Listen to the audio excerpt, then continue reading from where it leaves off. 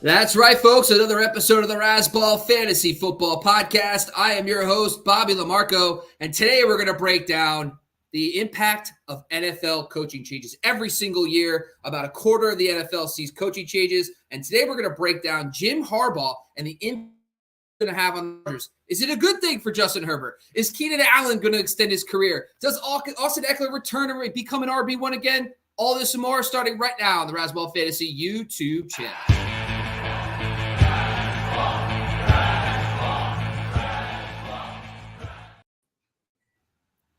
What up, Razzballers? Welcome back to the program. I'm your host, Sky Guasco. This is another episode of the Razzball Fantasy Football Show. Joined on that Tuesday quad box. Very excited to have all the boys back here. Joined by my man, Derek Favret, up top with me. Got my man, Matty Styles, in the bottom corner. And, of course, the boss, Bobby Lamarco. We're getting it done for you. Bob had mentioned it. We're going to be talking coaching change. We're going to be breaking them down kind of one by one so we can really dive in here. We're talking Chargers tonight. My boy Jim Harbaugh, formerly of the San Francisco, should have won the Super Bowl Niners. And, of course, coming off of that national championship with Big Blue in Michigan this year as well. Y'all know I'm a Herbert homer also. So what's going to happen with the Chargers and all those other things. On top of that, we're also going to recap a little bit that AFC and NFC conference championships there and what maybe some quick reactions or overreactions might be from those two games. Half of the script came through, thankfully, for us 49er fans.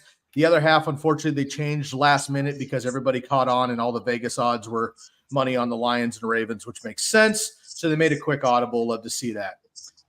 Again, if you are not listening to the Razzball Fantasy Football Show on the podcast, I highly recommend that you do so. When you're out walking the dog, mowing the lawn, you're out at the beach, doing what you got to do on the move. You can listen to our podcast anytime we have these episodes repurposed after the fact. Or you can, of course, tune in to the YouTube show here, which is live 3 nights a week so far. As we get into the rest of the season, I want to give a shout out to our Dynasty friends with the Dynasty Diehards there as well as the season kind of commences and we look into 2024. But enough ado here with the intros. Make sure you follow us all on Twitter. We got all the handles coming up here, but I want to dive into this because we got a lot to cover tonight, and we're turning the page here. We have a number of coaching changes, but for tonight, we're going to be looking at Jim Harbaugh specifically coming back to San Diego, where he was actually a player. For those of us old heads that remember Harbaugh as a player coming out before he went out to the Colts and hit an AFC championship game himself. But decent career as a Charger coming back. He's really excited to be there. Of course, they had a quick stint with Herbert out there with Kellen Moore, and we'll talk about his departure, I think, is a big piece of this as well, at least for me. So we'll discuss that. But without any further ado, let's jump around the horn. Let's start with the AFC, NFC, just kind of quick reactions. Let's start with the Chiefs and the Ravens. Quickly here, Patrick Mahomes gets the W, again, 17-10. A very unentertaining second half where they scored 3 total points. That was on a last-ditch effort from the Ravens. Justin Tucker knocked it through, but before that, 17-7 was pretty much the game at halftime there. Patty Mahomes, 241 and a touchdown. Pacheco scored. Travis Kelce, vintage, 11 for 116 on his 11 targets and a touchdown. Lamar Jackson, 272, a touchdown. Costly red zone pick. Zay Flowers, of course, scored diving into the end zone there as well. Lamar Jackson led the team in rushing also, but Zay Flowers did have over 100 yards. Let's talk AFC first, gentlemen. Derek, I'll start with you. We'll go to Styles, and then, of course, Bob. Chiefs get the win. They head to their 4th Super Bowl in 5 years, a rematch of the Niners, which we'll get to in a second from 2020. What's your quick overreaction from the Chiefs-Ravens game? Yeah, I won't talk about the budding romance that gets so much airplay. I won't talk about the questionable calls that seem to go more to one team than the other, but I will talk about the fact that the better team shot themselves in the foot. So all the other stuff you could say about that game, the Ravens had a chance to win that game and they blew it, period. So the better team lost. That's what happens sometimes. They're home. Their players will go to the Pro Bowl this weekend and play with the Manning brothers. And Chiefs go on to the Super Bowl. So not the outcome I picked, but it is what it is. It's football. I agree. Better team lost in that game there. The Ravens had an opportunity early, but they just couldn't slow it down, and they got away from the run game, right? They just didn't stick to their identity. I still think Lamar Jackson wins the MVP in a couple of weeks, but they got away from their identity and got the L. Styles, quick thoughts. 82% called pass plays for why? the team that led the NFL in rushing attempts. So if you remove Lamar Jackson's rushing in that game, they called 82% run plays. They had 6 designed running back rush plays. The dumbest thing, right? I don't understand it. It's Arthur Smith-esque to try to change up a game plan going into that game. I agree with Derek. I agree with Sky. The better team lost, but Todd Monken is not good compared to Andy Reid. All right, I guess that's okay. Fair enough. I don't think Should I just anybody's jump in? good compared to Andy Reid, but I I was gonna say, all right, fair. I think there was a little bit of the Lamar Jackson pride. I could beat Patrick Mahomes in his own game and throwing the football thing there. I think they just Lamar Jackson needs to just take advantage of the fact of his God-given gifts, and he is a complete player. His rushing is not a detriment. It's actually a good thing. And I think what happened here was he wanted to prove in some way that he can beat Patrick Mahomes head-to-head, throwing the football. He's just as good as a passer. And it's like, you're not, but you are good if you factor in your legs. You're a great MVP caliber quarterback. And they had 3 designed runs. And honestly, after they had that one for the first down in the first quarter, you couldn't even name on one. You couldn't even count on one hand how many times they actually looked like they designed a run play for him. And that's what I think the problem was. I'm like, why did you – there was so – and by the way, if you watch the game, the Chiefs weren't even spying him. Like, he had plenty of running lanes to go, and he wouldn't take off. It was super weird. I think they kind of fell into that trap, but the Chiefs are hot. Kelsey's doing his thing. Rashee Rice emerged, and Isaiah Pacheco. That's all Mahomes needs to win the championship. Sorry, Sky. Yeah, a big piece of that too. I mean, a glitch in the system where I think a lot of people picked the Ravens. They just thought they were the better team. They came in with a great offense, best defense in the league, statistically, whatever. But Willie Gay was out in this game, and he, that middle linebacker role is so crucial for Lamar Jackson. He wasn't there to be a spy, and so when you don't have a player like that, plus they had Creed Humphrey, they had other guys out that are so crucial. But the powers that be and Patrick Mahomes and Andy Reid make it happen again. And we've been waiting in fantasy football for Travis Kelce to be returned to Travis Kelce for 2 months, boys? And now in a game where fantasy football is over, but we get vintage Kelce when they needed it the most, and they're back in the Super Bowl there. So quite surprising. I didn't see that coming. You're right. The better team did lose, but nonetheless, you don't show up. And unfortunately, the Ravens will have to try again next year. Let's get into the NFC before we talk Jim Harbaugh. Again, if you're just joining us, Razzball Fantasy Football Show. We're talking AFC, NFC title game recaps quickly, and then we're going to talk about Jim Harbaugh agreeing to terms with the San Diego Football Los Angeles Chargers and what that means for all of our favorite fantasy assets. Let's move it down to the NFC here for the afternoon game. Tale of two halves. Big one here. 49ers somehow come away with this one, 34-31. A lot to talk about this week about Dan Campbell's coaching decisions, blah, blah, blah. I got my thoughts on that in a second. 24-7, gentlemen. 24-7 at halftime.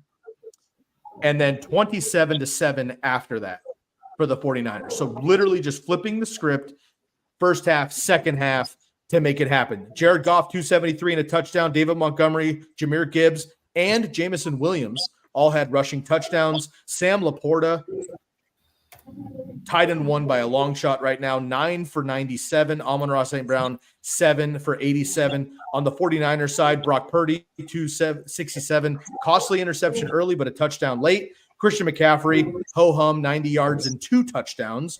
Brock Purdy, gentlemen, his best Josh Allen impersonation, 5 rushes, 48 yards, clutch first downs. Deebo Samuel, the top wide receiver, 89 yards. Brandon Ayuk, crazy reverse Julian Edelman, catch, 68 yards and a touchdown there as well. Christian McCaffrey, 42 more through the air. Derek, thoughts on the NFC title game? Yeah, you hear it all the time in sports. Momentum is contagious. And boy, did we see that in this game in both halves. In baseball, you string a couple hits together, and then next thing you know, you've got, seven players with hits, and you've got a big run going on. So we saw that in the first half with the Lions, and then, of course, the second half with the Niners. I think honestly, the big play or the turning point to me was having to kick the Lions kicking the field goal before half rather than get the touchdown. I think that really made a big difference. Of course, everything that happened in the second half, some of it was fluky. Some of it was just the fact that the 49ers were on a run. They had momentum, and they were just overpowering the Lions. The Lions were on their heels. But, and, of course, some of those questionable calls. But, yeah, I really think if the Lions made that 28-7 at halftime rather than 24, it's only 4 points. But I think psychologically that would have made a big difference both for the Lions and the Niners, and perhaps that outcome would have been a little different. But the Lions grew up. The young team, they went to the championship game. They grew up. They're going to be returning a good number of their players next year. They're going to be a fun team to watch. But for this game, I guess the only silver lining that I could say is that they covered. They covered their 7.5 point spread, which worked for me. So I'll take that. I'll take the Pyrrhic victory there. But yeah, unfortunately, the Lions deserve to win that game, in my opinion. But they just, once that steamroller started rolling downhill in the second half, they had really not much to stop it. So, and that happens. That happens in football. Better team won. I'm not sure the better team on Sunday won, but I think Kyle Shanahan made the adjustments at halftime. Dan Campbell did not. And really, the Lions and the Packers now have two things in common. They both play in the NFC North, and they both stopped scoring on San Francisco and allowed the Niners to hang around and ultimately come back and win. So I think either team could have beat San Francisco, but ultimately they just got out in front. They had a lead. They sat on it. They did not play the same brand of football that they should have to follow up on their first half, and it came back to bite both of them. I agree with Derek. The Lions are going to be a good team moving forward. I wrote in my article that'll come out in the next couple of days. Amon-Ra St. Brown moves up my list near the very, very, very top. Spoiler alert, number 2 for 2024 for me. And I will tell you that he's going to get even better if they sign a true wide receiver too. So we shall see. I would not be shocked if it's somebody like DJ Chark back to Detroit. Didn't he play in Detroit? He did play in Detroit as a wide receiver too. Thus freeing up some space for St. Brown, and considering you don't think that's Jameson Williams? Say again? You don't think that's Jameson Williams? No, I don't think that kid's that good yet. I don't think he has great hands. I think he's shot out of a cannon, but he's going to have to be an NFL receiver. He's going to have to prove that he can take a hit. He hasn't been hit yet. He's thin, wiry, if you will. Fast. I just think of the replacements, the kicker. I'm wiry. Yeah, right? Wiry. Hey. But it's possible that he is the real deal. But I want to see it before I add him too high on my my list. I will happily take him in the 10th, 11th, 12th round, but I'm not paying up for the NFC championship game performance. And by the way, anybody that had him in their props or in their DFS probably won both of them. So kudos to anybody that had the guts to play Williams. I played Josh Reynolds, who was an absolute ass of a player in that game. He dropped everything. Including I don't understand. I just a very crucial first down to keep the game rolling, unfortunately. And again, folks, those of you keeping track at home, gas is the opposite of ass, unfortunately. So if you play ass and you're not playing gas, so that's not what we want on the show here. Yes, so we want gas. we want lots of gas, less ass. Bob, let's turn to you before we get too far down that road there. Thoughts on the NFC Championship game? Yeah. They abandoned the run. The Lions, like the first half, they carried the ball 20 times for over 100 yards and 2 touchdowns on the ground. Jahmyr Gibbs, by the way, had double-digit carries in the first half, and he had one, by the way, in the second half where he fumbled, and they did not give him another carry. And, like, I'm sorry, they were running the football down the 49ers' throats. They rushed the ball 7 times in the second half for 33 yards versus the first half with 20 for over 100. Like, that's inexcusable. For Dan Campbell, Mr. I bite the kneecaps off of people. Like, he's at a interview, promotion. I'm going to bite everyone's kneecap off. And then you abandon the run when it's dominant. You're dominating the 49ers, and you're still up multiple scores in the third, even with all the disaster. By the way, and it was fluky. The ball hit off the guy's face mask. Ayuk catches it for 50 yards. They score on that play. Reynolds had a bunch of drops, couple on fourth downs. Like, a lot of things had to happen. You got to credit the 49ers for staying with it, but they abandoned the freaking run. If Andy Reid just saw that, Isaiah Pacheco, whatever his over rushing yards is, I'm taking it. 2 weeks from now, I'm taking it because it's good, or less than that because the game will be over. Don't take the over after the game. I'm sorry, everybody. All right? But that's what I think. They abandoned the run, and that was the biggest issue. Congrats to the 49ers, though. I'm happy for this guy. What are your thoughts, buddy? 27 carries between David Montgomery and Jahmyr Gibbs. 93 yards for David Montgomery, 45 for Jahmyr Gibbs. They both scored a touchdown. Jahmyr Gibbs did have that crucial fumble that really kind of started the tide turning there. All that you're going to hear on sports radio and all the talking head shows this week is the questionable Dan Campbell calls. I'm just going to support the dude right now. That's been their identity all season. A lot of that has gotten them to this position to even be in this game. They had some crucial last-minute calls in both of the playoff games that they ended up winning. If he gets 1 or 2 of those fourth down conversions, we're probably talking Lions headed to the Super Bowl. So the call to go for it on fourth downs, okay? Not kicking the field goal late in the game when maybe you just want points to keep momentum, that maybe is one I'll go with a little bit. But fourth downs to move the ball and keep momentum and all that kind of stuff, they weren't bad play calls. They were dropped passes. And obviously Dan Campbell can't control that. So I don't like that. I heard a take today that I actually really agree with, that Ben Johnson, who was highly sought after maybe as a head coach around the NFL, returned to Detroit. And we're not talking about their coaching yet, but just something to mention on this game. Maybe some unfinished business. Those are his play calls. While it's not his opportunity to catch the ball, they didn't work out. And I think he maybe holds a little responsibility for that. So maybe wanted to run it back a little bit next year. We'll see what happens. But honestly, the Lions should have won the game, period. I'm a 49er fan. I'm pumped that we're going to the Super Bowl. There's no chance we get past Taylor Swift, but that's another conversation later on. But the 49ers should not have turned it on the way that they did.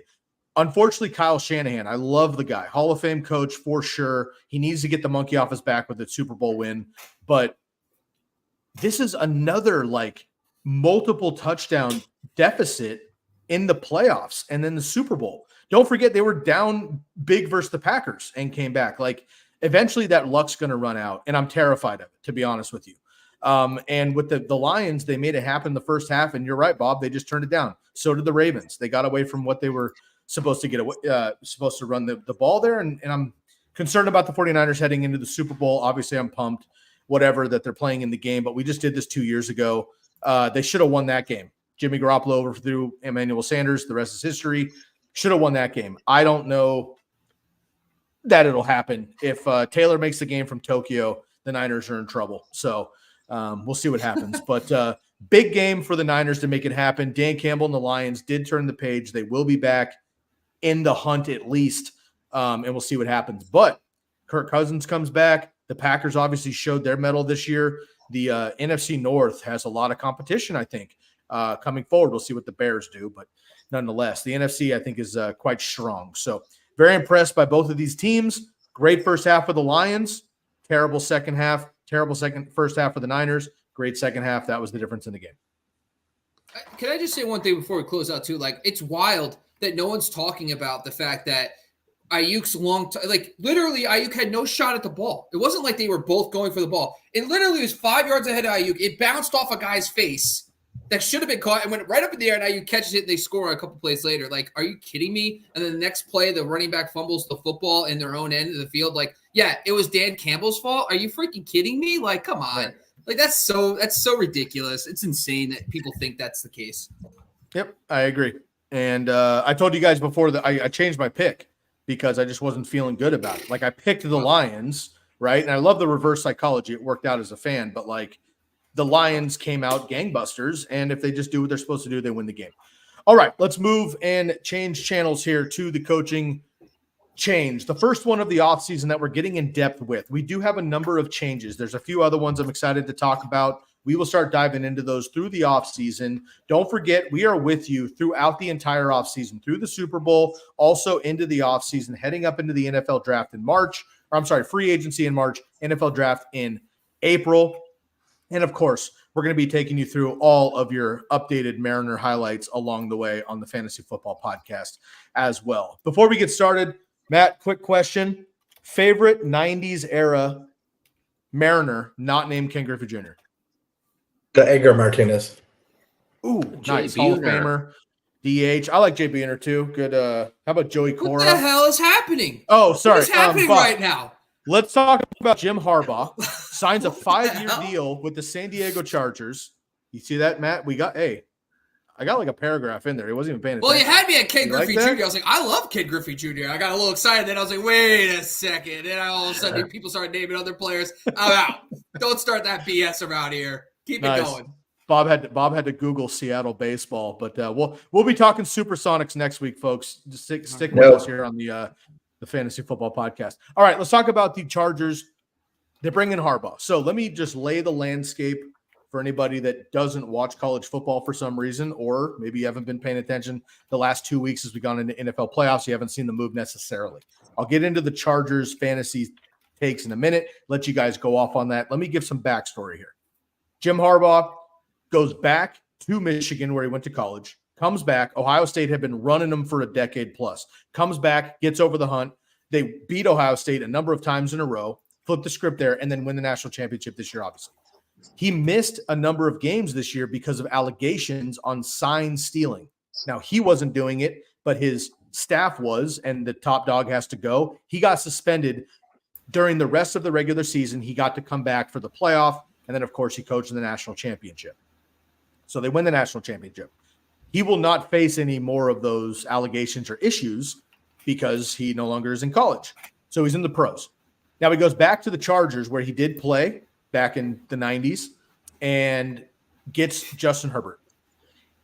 Not only Justin Herbert, but he gets a number of these players that every year in fantasy we're extremely excited about, and rightfully so. Austin Eckler, Keenan Allen, Mike Williams. Now we get, what are we going to get right from Gerald Everett and some of these other auxiliary pieces? They draft Quentin Johnston last year in the first round, kind of flamed out as a rookie, but had a couple of plays. Joshua Palmer came up big time in the absence of some of those other top receivers down the stretch.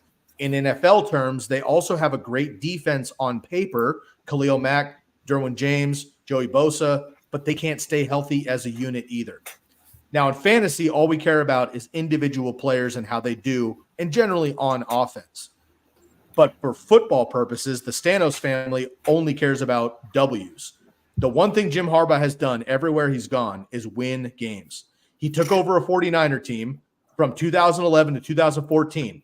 Let me remind us, folks, it's fun to be a Niner fan today, but we had our glory days in the 80s and 90s, right? And then we took off the mid-2000s. Shouts out my boy Al Smith.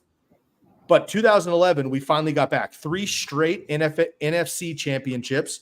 We go to a Super Bowl. They turn the lights off. The Ravens win the Super Bowl. We don't talk about that. But overall, he was 44, 19, and 1 during that stint after a decade of the Niners being far last in the NFC West. The Chargers, unfortunately, have had shot after shot after shot to be that top dog in the AFC West for a while, but now we got Mahomes. The Broncos are playing better. The Raiders might be on the rise, right? So now the Chargers are almost like in the cellar, potentially, if they don't turn this around in a hurry. So Brandon Staley gets fired after they lose 63-21 against the Raiders, who don't score points, by the way. Then they went to 5-9. Then they lose their final 3 games as well with interim coach Giff Smith. The Chargers are in a hurt big time. They're hoping that kind of a hometown hero can come back, turn around this franchise, which he did with the Colts as a player in the 90s, the Chargers as a player in the 90s, the 49ers, Stanford in college as well when they were the only team to beat USC for a number of years, and then, of course, Michigan as well. So I love the move for NFL terms, but what does it mean for fantasy football? Derek, I'm going to kick it off with you first. Feel free to kind of cherry pick. Is there a favorite player maybe? Like obviously Justin Herbert at quarterback. Austin Eckler, if he stays, he may move on. Keenan Allen, Mike Williams, what do we do with the wide receivers and the tight end? Is there a particular player you're most interested in to see what happens this season with the Chargers? And oh, by the way, Kellen Moore, their one-year offensive coordinator, now is in Philadelphia, so they're going to be changing that out as well. Yeah, so here's my take. Jim Harbaugh, I mean, all the stuff you just said, I don't debate any of it, but Jim Harbaugh, to me, he's a college coach. And what I mean by that, you look at his record, his pro record, 4 years with San Francisco.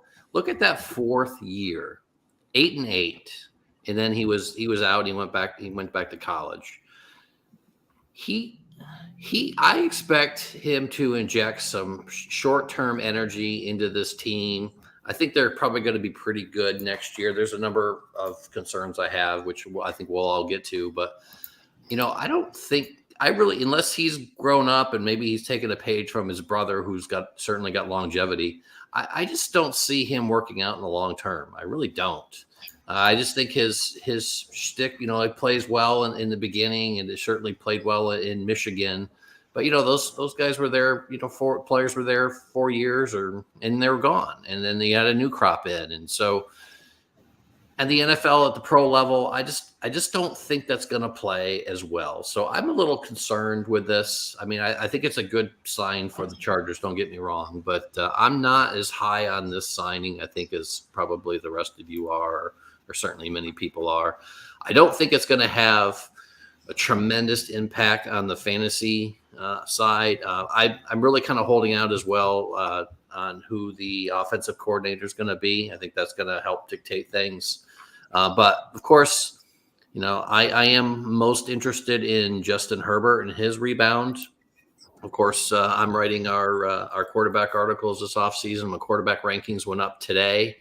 I have Herbert as the quarterback 15, which is probably lower than most, and certainly the experts' consensus has him at 10. I have him at 15, and it's more the fact that it's not necessarily his talent. He's got the talent there. It's just what is he going to have around him?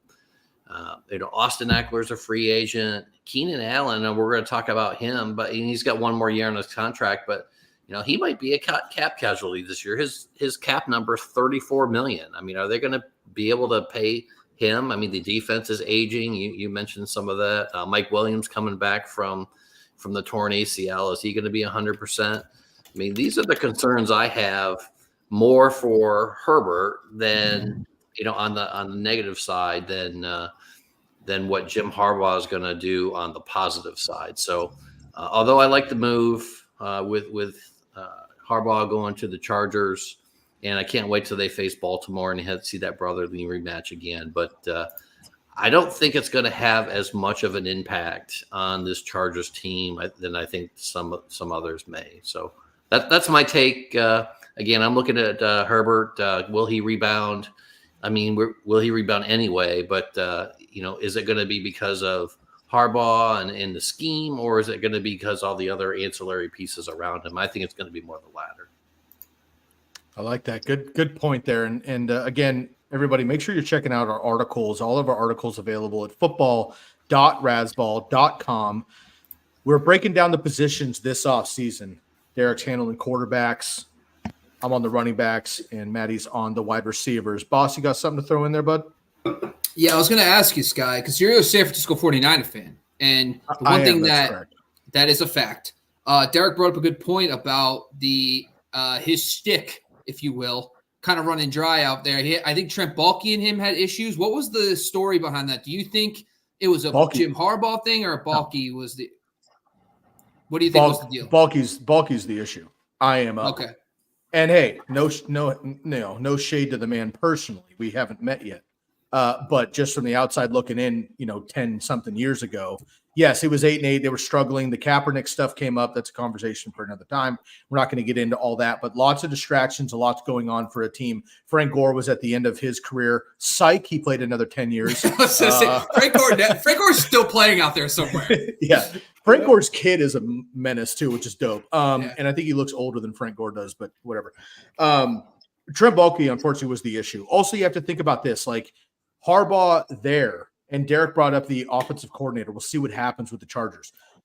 You date back to, and I know most people probably don't know this kind of stuff. It's fine. I'm just a Herbert fan. He's a hometown kid here where I live. He had multiple offensive coordinators every year at Oregon. Then he goes to the Chargers. He's had a different offensive coordinator pretty much every year there too. This happened to Alex Smith, right? With Harbaugh, and before then, where he had different offensive coordinators every year. These dudes can't get into any flow. Like, let's not forget, Alex Smith was the number 1 overall pick, not a first rounder. We picked him over Aaron Rodgers. Matt, you're welcome. But he was the number 1 overall pick out of Utah as a dual threat, whatever, do everything quarterback. And he was borderline trash until he went to Kansas City, and then he got some continuity and they made it happen. So I'm more concerned about the consistency that they're going to have versus the shtick, quote unquote, because I think Harbaugh's a player's coach, and I think he's going to be just fine. I'm not worried about that and his camaraderie with the guys. I think it's going to be a front office thing because the Chargers have tried multiple coaches, multiple quarterbacks, multiple great, signings and all this stuff, and they can't get it done. That to me is a front office issue, not the dudes on the field. So as much, but dating back to the 49er days, I thought Harbaugh was great. And locally in San Francisco, we were all very, very disappointed and bummed when he basically got pushed out. And then we had to start over. Now it turned into Shanahan. The rest is history. It's been great. But at the time, we were not stoked to lose Harbaugh. Okay. Yeah, I was just curious because I don't really know the history on that. I just figured it was an interesting nugget. But I mean, like Michigan, he won a national title. So that says something to me that he can. It's not like he can't win the big one in some format, but we'll see. But I'll defer to Matty Styles to get his input on what's going on here. Yeah, I think Derek is completely right. The shtick is not going to play in the NFL. Yeah, Derek is exactly right. I will say it again. Derek, you are exactly right. Raise your hand if you've ever worn a NFL football jersey or purchased one. Keep your hand up. Keep your hand up. Now keep it up even longer if any one of those jerseys had the head coach as the number and the name while he was coaching. Yeah. Here's the deal. Harbaugh is bigger than the team. Harbaugh was Michigan. Michigan was not themselves without Harbaugh. Harbaugh has to be the center of attention, right? Egomaniac. Maybe that flies in the NFL, but he's a kid's coach, junior varsity football. It's not going to fly in the NFL. He will not retain the 5 years worth of his contract. He'll get paid for it, but he will not be the coach of the Chargers for 5 years. He is going to coach men, but he'd be better off to just coach the coaching staff, hire the right people, and look like a genius when they win. I think the Chargers are in for a long haul. The shtick's not going to fly. He's not bigger than an NFL team. Keenan Allen is on one of his last legs, but I will tell you this. I think Keenan Allen, who I have faded for years because of his hamstrings, I have him rated 15 overall for wide receivers, whereas the expert consensus ranking has him at 19. I'm doing that as an apology to him and to Sky for fading him as many times as I have, and I truly believe that Keenan Allen is quarterback independent. He is very similar to Devontae Adams. If healthy, both of them can carry your wide receiving core for an entire season. The problem is you're going to get Keenan Allen for 8 weeks. You should immediately trade him after that, get a huge haul, and then watch him as he gets injured. I want the guy to play, but what Derek, you said, he's 30. He'll be 30 32. No, he'll be 33, I believe. No, 32 in April. So he's going to play the season at 32. That's not good for NFL players. So he's just a little older. His hamstrings are basically rubber bands at this point. I hope the best for him, but all this wrapped up to say I don't think Harbaugh's worth the print. I don't think he's worth the time. And frankly, I don't give a shit about Jim Harbaugh. Wow. I hope that I'm not the only one. I couldn't be more opposite on this. You could just see the change in the 49ers. Like, it's just the proof is in what he did the 4 years he was there. I know the last season was not great, 8-8, but like there's a lot of coaching staffs that would take his resume those 4 years, going to a Super Bowl with Alex Smith and then Colin Kaepernick. I mean, if you just look at the numbers with Alex Smith prior to Jim Harbaugh getting there, his record was 19-31. His interception to touchdown ratio was 1.96. So he had more interceptions than touchdowns. Oh, God. And then his fantasy points were 11.7 on average. Then you look at with Harbaugh, 19-5. So he had the same amount of wins, only 5 losses, 3-1 touchdown interception ratio, 15.3 points per game. So like it's clear that there was a change. I think the biggest thing for me though is it was a different style offense. If you look at the 49ers offense with Harbaugh, man, they did not throw a lot. They were 31st, 32nd, and 29th in pass attempts those 4 seasons. Now, the question with Justin Herbert's been they have thrown the ball a shit ton. Now, my question is there some probably that gets back to the mean a little bit? I think they were super conservative because Alex Smith was a game manager at the time, and then Kaepernick ran the ball a lot. So those are 2 different dynamics that are going to be a lot different with Justin Herbert. But Justin Herbert is clearly the best of those 3 quarterbacks. So I honestly think that this is a huge thing. Another thing I like, too, is that this West Coast style offense that Jim Harbaugh runs, he did run it with Joe Lombardi. Lombardi's been a long time under Sean Payton, the West Coast scheme. He's been familiar with that kind of offense. But the thing I got to say, I think the cherry on the top for me is that Jim Harbaugh adapts his offenses to his players. Like, if you look at Colin Kaepernick, his ADOT was extremely high, and he ran the football. He was a mobile quarterback, and they pushed the ball downfield. Alex Smith, not so much. His ADOT was about 3 yards less, check downs, getting the ball out of his hands, quicker hitters, because that's what Alex Smith's strengths were. So I think Jim Harbaugh is going to do that for Justin Herbert as well. So Herbert's the most important person, not Harbaugh.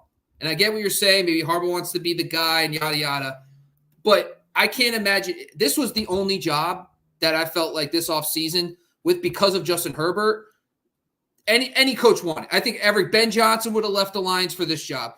Bill Belichick would have loved to got this job. But Jim Harbaugh was the guy because of what he's done for quarterbacks. And I think he's going to kind of help Herbert a little bit because Herbert's so talented. But it just, for some reason, they never clicks. And I think he's going to kind of reel him in a little, get him more structured. And I think Herbert's going to take another level, and they're going to win a lot of games with Harbaugh. Harbaugh's got to stay out of the news, keep his mouth shut, and just coach the football team. If he does that, They'll be fine. And you're right. He went into the softest fall job that they could, right? He's got the best quarterback, which in the NFL, if you don't have a quarterback, you don't win, which is why he probably didn't go to Washington. He probably didn't go to Atlanta. I think the best move for the Chargers so far is the fact that Pittsburgh hired Arthur Smith today, because that means he's not going to be there calling plays for Justin Herbert. So I'm fine with being wrong on this, basically for Sky and my good friend that passed away a few years ago, big Charger fan. Shout out to Sean, who is no longer with us. But otherwise, Harbaugh's just meh, right? The guy's just oatmeal. I don't care. There's better breakfast out there. So he can do whatever he wants. He needs to hire a top offensive coordinator. It's not going to be Ben Johnson because we know he's sticking around. So he's going to have to go find somebody to call the plays. I don't think he's the guy to do it. So I'm going to pass on the Chargers. Matt, if you had to choose, are you an overnight oats guy or just like warm oatmeal? I don't eat either one. Just like you have to, though. Like you have to pick one. Which one would you pick? No, I eat honey bunches of oats with almond milk. It's a little left field, but I'll count it for you there. Yeah. It's oats. Yeah, I'll give it to you. It's Honey Nut Oats. Let's check in with Lindorphins here. It's been a few weeks. Lindorphins, good evening. Great to have you back here. Coaching College has had a aging impact on Jim Harbaugh. I can't believe John is older than him.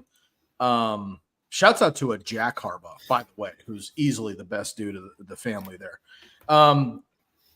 Couple philosophy things that I think are just important for fantasy managers to consider here. Bob brought it up. They're not going to be run and gun. If Eckler does retain with the Chargers, which we'll find out the next month or two probably after the Super Bowl with free agency and everything else, they're going to draft another running back, or they're going to use one of these three other dudes that don't really matter. But nobody on the Chargers team right now is Frank Gore, any level of Frank Gore. They're not the same running back. There's a one of the Sports Illustrated, rest in peace, by the way. Can you believe that they discontinued Sports Illustrated?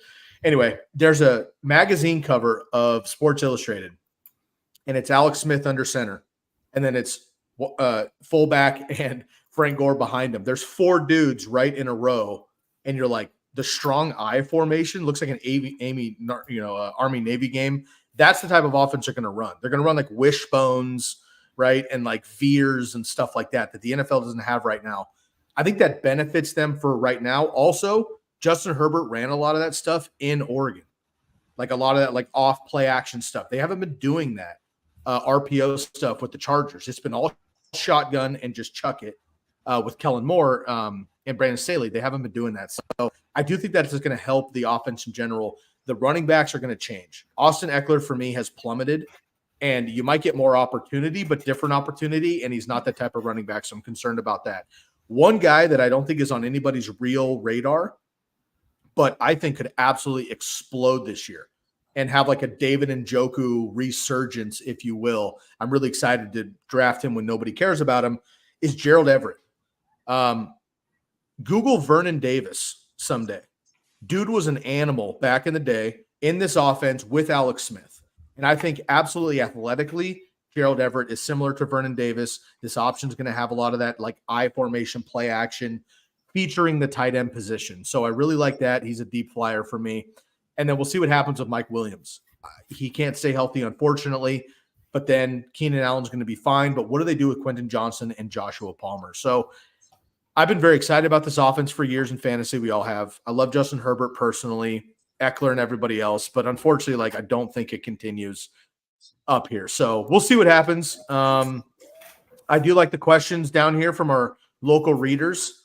Joshua Kelly, Austin Eckler, absolutely not better, but he might get more opportunity, at least like in that style of play. And then the next one would be Blake Corum, who is a rookie coming into the draft from Michigan, who broke lots of rushing records, touchdown records, iced the game with 2 touchdowns in the national championship. Obviously, that's Harbaugh's guy there. So that could be a possibility.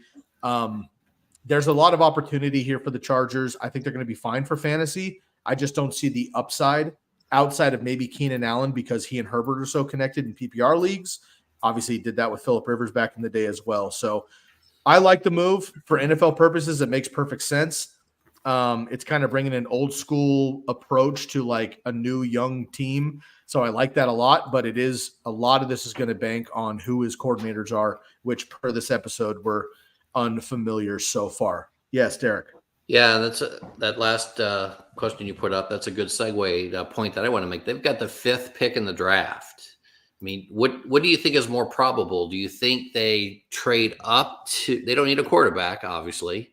Do they trade up to 2 and go for a Marvin Harrison Jr. type, or do they trade down, let one of those teams that need a quarterback move up, and then get the extra draft picks? And because there's not, their biggest need is going to be a running back, frankly, and unless they sign Eckler, going for defense is probably not the splash play that you think, we're going to see from Harbaugh in his first draft.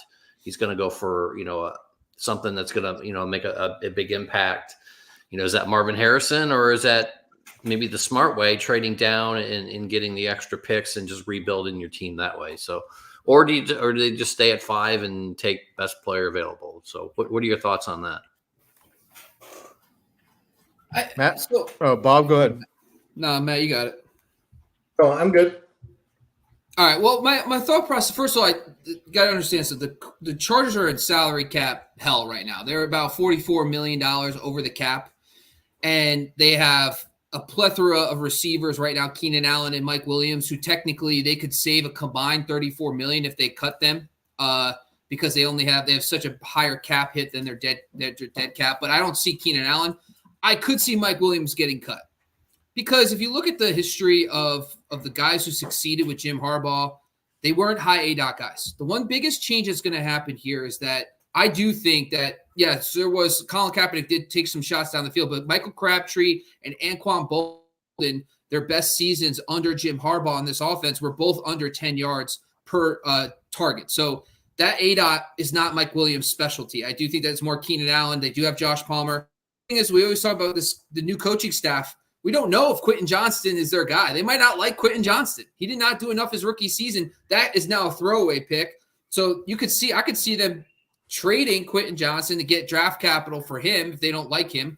And we don't know what the shakeup's going to be. Josh Palmer's still there. The other problem is with the salary cap is that I don't think Austin Eckler comes back. I don't think they can afford paying him good money when they have all these other guys under contract. They also have Bosa with a big cap hit. They also have Khalil Mack with a big cap hit they have to make decisions on. One of those guys might get cut. But here's a fun fact here I thought was interesting.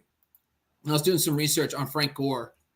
Prior to Jim Harbaugh, Frank Gore was actually heavily involved in the passing game. I was like, I had no idea this was the case. He averaged 73 targets per season before Harbaugh got there. Good. Holy shit. And then Harbaugh comes in and it drops to 28 per season. So he lost nearly 45 targets per season under Harbaugh. So, we might have not, at that time, we probably wouldn't have thought of Frank Gore as that early down grinder because he was getting so much work in the passing game. So maybe Eckler, maybe he can just adapt to the scheme. I don't know. But I do like the Michigan running back call. That's interesting if they could take him in the second or third round. I could see that being an easy fix. But the Vernon Davis stuff is interesting as well. But I think he's going to adapt the scheme to who's the best players. That's what I like about Harbaugh. If you look at the schemes, the 4 years, Vernon Davis was really good 2 seasons, and then it was Crabtree and Anquan Bolden. The one guy I love is Keenan Allen. I think Keenan Allen in this offense is going to be his Anquan Bolden, and he's going to be awesome. Bolden was like a dominant player well into his mid-30s in this offense. So I don't think they're going to trade up. I don't think they can afford doing that, and they don't need to really do that either. So I like the trade back thing, though. Yep, and I'll just put on the record now. I think that Troy Franklin would be the guy to go get at wide receiver. So I like the idea of trading back out of that fifth slot. They don't need the fifth slot. They could get collateral, move back in the first round, and get Troy Franklin from Oregon, but ties with Justin Herbert there, which I think would make perfect sense. Go ahead, Derek. They got a lot of guys under contract though. A lot of wide receivers right now. Yeah, but Palmer's right. But Mike Williams goes. Keenan Allen, they can't necessarily totally rely on right now, and the rest of the guys are not paying yet. Yes, they're under contract, but that's not where their money is. All their money is on defense and Austin Eckler. If Austin Eckler goes, Justin Herbert, obviously $200 million, but he'll be there the next 15 years. All their money's on defense. Go ahead, Derek. Yeah, one other nugget that plays into Harbaugh's favor is, the Chargers next year play a fourth-place schedule. Listen to these away games that they have next year. At Cleveland, at Pittsburgh, at Atlanta, at Carolina, at New England, at Arizona. Those are the away games next year. Most of those are winnable with this team as it is. So if even they get any better, I see the Chargers making a strong run to the playoffs, maybe just for that reason, the fact that they've got a pretty good looking schedule going into next year. But if they can get the cap in line, add some pieces, fill the gaps where they need it, the injection of Harbaugh into that team, the Chargers are going to be a good team next year, I think, regardless. A big issue too, though, is that division, right? I'm number one Raiders hater just because, but if I take that out of here, Antonio Pierce is the truth. Shouts out to our Giants. Mm-hmm. Andy Reid, obviously, arguably the best ever. And then, Sean Payton, I know the Broncos were a disaster. I get it.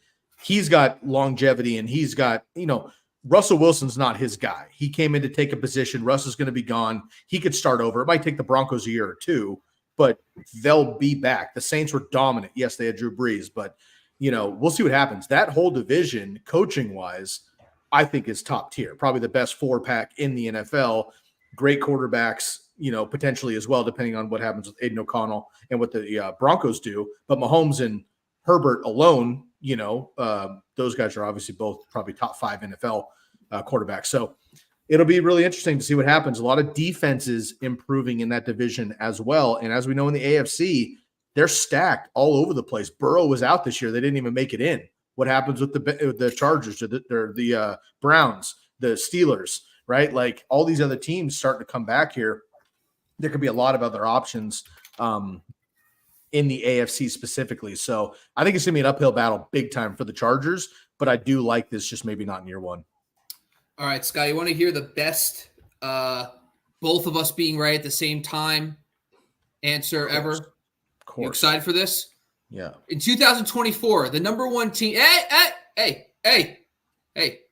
watch it. The number one spend for the Chargers, the number one team in wide receiver spend is the Chargers in 2024. They fall all the way in 2025 to the 5th fewest. So this season, they have so much money invested, but you're right. After this year, all that comes off the books. Josh Palmer's a free agent, Mike Williams, and Keenan Allen. Yeah. And if Quentin Johnston's not his guy, it could make sense for them to invest. I think you always got to invest in Justin Herbert. So anything around him. So I can see that being a thing. And ultimately, Harbaugh is an old school player. He's an older guy, like in football terms, like all that kind of stuff, whatever. The Michigan brand and the Big Ten brand isn't necessarily the modern day NFL. I get all that. But what he is a quarterback. He played a defensive minded team with Michigan, but he's a quarterback mentally. And so he took that job, obviously, because everybody wants Herbert, but he has that ability. And, Harbaugh was not necessarily a snuff when he played. I mean, he was a decent player himself. And then he went to Stanford and literally USC beat everybody in the Pete Carroll era, except for Stanford annually. And that was Jim Harbaugh. So I think it's going to be great for wins in the NFL. The biggest thing for them, which has driven me nuts as a fan of Herbert and just watching them lose all these close games, they have lost more games by less than a touchdown than any other team in the NFL by a long shot. And if they can just make a few less mistakes, make it happen at the end of the game, turn a few things around, all these 500, 9-8, 8-9 seasons, they could have 10, 11, 12 wins with a couple bounces of the ball. And most teams could, of course, but the Chargers especially. And we would be thinking about this whole thing differently. Yes, sir. Just for argument's sake, Stanford also had Eldrick Woods at the university at that time. So that's true. But I mean, USC had, they were the Alabama back then, and so like they had the backup. Yeah. Shouts out to our boy, Andrew Luck. Yes, Bob. The 49ers to the year prior were 6-10, and then they went right to 13-3 in his first season. Last season, the Chargers were 5-12. Like, it's not unprecedented that he'll come in right away and infuse it. And I think really it sounds like that, Matt, and maybe I'm not speaking for Derek, but it sounds like next year we think there will be like a jolt to the Chargers, all pun intended. And then in 3 to 4 years, it might wear thin on everybody. But you're shaking your head. So clearly I just didn't understand what you were getting at. But I do want to say one thing. The one thing I do love about Jim Harbaugh, he is a workhorse running back guy. So whoever the running back one is, like Frank Gore had an average 55% rush share during his 4 seasons with Harbaugh. I love that. Like, at least we know that when he comes in. Now the question is remember his OC was Greg Roman. Like, if Greg Roman comes in, I don't think a lot of us will be too excited. I mean, Greg Roman's not a bad OC, but he's not the greatest in play design and stuff. There's a guy, the Lions passing game coordinator, Tanner Estranged, whatever his name is, Ekstrand. He's the Lions pass game coordinator. Hey, how you doing? He apparently has ties to Harbaugh. So that could be interesting, especially how good Goff has looked in that passing offense. So I hope that he brings in someone with a little juice. But look out for Greg Roman. That would be interesting if he comes in. I like that. Greg Roman, the OG, who, again, dominated with the 49ers and for the Ravens for a while, but they just needed a mix-up there. I like that. You brought up the jolt of energy. Matt, I'm going to go to you for this one really quick here before we sign off. Favorite sports drink, Jolt or Surge? Oh, Joel, no, hands down. Hands down, it's not even debatable. I like to see that. A man of conviction. Like to hear that. Derek, any final thoughts here on Herbert, the Chargers, favorite fantasy asset? Is there a player we didn't talk about that you want to? Maybe there's an update into your rankings based on this particular coaching change, or any of your final thoughts on the conviction here. We're going to get our picks for the preview picks of our Super Bowl next week. So stick around for that. But any final thoughts there, Derek? No, not really. I think this is going to play into our preseason prediction show. I mean, just the way this talk went today. We'll see what they do, but we might have to put a little side wager on the Chargers because you two are pretty strong. I'm kind of a little in the middle, and our friend here, but down below is not on board at all. So this is going to be a fun team to watch. And again, they've got a lot of work to do. We didn't talk about their O-line. We didn't talk too much about the defense, but those are big issues there as well. So there's a lot of work to do. I mean, this great. I think this was the prime job, like one of you mentioned. This was the job that the coaches out there wanted. And Harbaugh got it. But there's a lot of work to do here to make the Chargers relevant. So we'll see how it plays out. Fair. Yeah, Matt, I would say there's one guy on this panel that was exactly right with his Chargers call going into 2023. So I'm going to place my money wherever he places his. So the guy that calls Austin Eckler out of the top 20 moving into 2023, he's got my dollar bill. So whatever Derek says, that's where I'm betting. Okay, nice. It makes me sick to say it, but almost a firing offense, but I get it. Yeah, I got to tell the one thing I'm going to always say is that with a new coaching staff and a new front office, they have no ties to anybody. So it's this entire offseason, stick with us. We'll be talking about it constantly, but like anybody can emerge. Like, honestly, I favor Keenan Allen. I just like the connection. I like the veteran experience, but Mike Williams is not a sure thing. He could be cut. Josh Palmer, he was the previous regime's guy. He could be gone too. Like, there is no ties to anybody. And by the way, Eckler's gone. Joshua Kelly's gone. The only running back on the roster is Isaiah Spiller. So there's a lot of opportunity here for guys to be sleepers in 2024. But I'm excited to see how it all shakes out. And by the way, Spiller got no run. Spiller got zero opportunity to play. And if you go back and look at his college tape, the kid can play football. He was drafted for a reason. He got zero run with the Chargers. Yep, I totally agree. Who knows? Maybe we'll see some more ties with Harbaugh there. Maybe Kobe Fleener comes back, plays a little TE. We'll see what happens there when you're talking about all those old things. Bob brings this up. He's been bringing it up for the last 5 years. I've been doing shows with him, and it might be the most important word in fantasy research, and that's continuity. Brings it up all the time. Continuity is great once it is established and it happens annually, year after year after year. It's not awesome if it's not established yet. Sometimes we see new coach, new player, whatever, and it just goes off gangbusters, and that can all crush. I love to see that happen.